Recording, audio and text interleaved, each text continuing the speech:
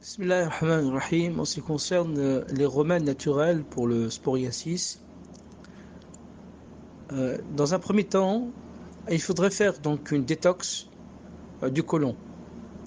Et ça, c'est très important.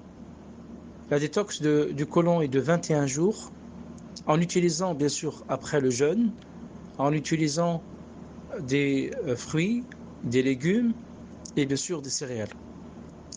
Et de bien faire attention par précaution d'utiliser des céréales sans gluten, comme le sarrasin, le mielé, le riz, l'avoine sans gluten aussi.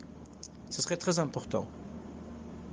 Ensuite, après, en même temps de faire cette détox, de bien nettoyer les toxines du côlon, ensuite intervient une plante qui est importante pour pouvoir booster votre immunité, c'est le champignon reishi.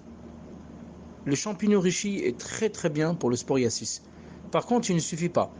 Il faudrait prendre avec, en combinaison, le champignon maitake.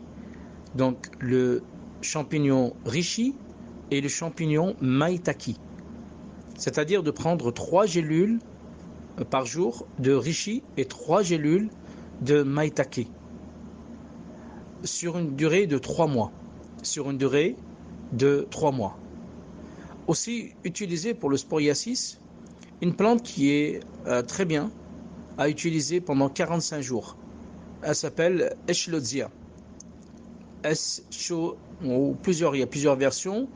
Eschlotzia, c'est une plante qui va très bien pour le sporiasis. 2 gélules par jour de cette plante sur une durée de 45 jours.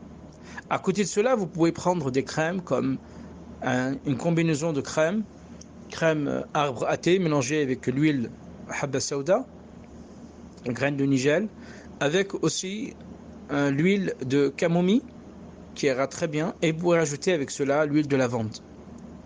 Vous faites tout ce mélange avec cette crème, faites une pâte homogène et de mettre bien sûr sur la partie où a été touché le sporiasis. Du côté phytothérapie, au niveau des plantes à prendre en tisane, la meilleure plante pour le sporiasis, c'est le tilleul. Le tilleul. Et ce remède, Inch'Allah, ce sera sur une durée de 3 mois, bien sûr à renouveler selon, bien sûr, si vous avez, Inch'Allah, de beaux résultats, de continuer sur ce remède-là, Inch'Allah.